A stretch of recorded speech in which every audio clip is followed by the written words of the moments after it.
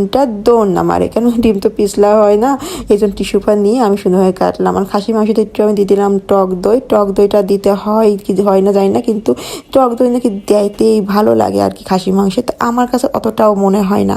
তো এখানে পেঁয়াজের জন্য একটু ঝাল কম দিয়ে করি, কারণ বাবু আমার টুকটুক টুকটুক করে খায়। আর এখানে আমি একটু ঝাল ঝাল করে এটা মাখাতে এসেছি, কিন্তু আমার পুজোটা এই যে ফাঁক দিয়ে দেখেন না, আমার কোলের ফাঁকে চলে আসছে, মানে একদম সে উকি মেরে মেরে দেখতেছে, মানে সেটা নিবে, সেটা কসলাবে, চটকাবে, ফেলবে, ভাঙবে, মানে সে আমাকে খুব রিকোয়েস্ট করতেছে মনে মনে যে মা এটাকে আমাকে দিয়ে দাও, আমি এটাকে ইচ্ছা মতো দেখো কি করি। তো আমি তো মানে কি বলবো, ছেলেকে সে হ্যান্ডেল করতেছে, ওটা মাখাচ্ছি। তো এই যে বড় বড় রসগোল্লা আর বমগুলো আমি এখানে দিয়ে দিলাম।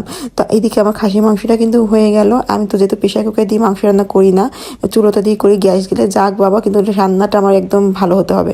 তো এইদিকে ভর্তা করে দিলাম, তারপরে এই যে চচ্চড়িটা করে দিলাম। আর এখানে যে বোমগুলো ফুটতেছে সুন্দরভাবে 4টে বোম বসাই দিলাম, এত বড় বড় হয়েছে।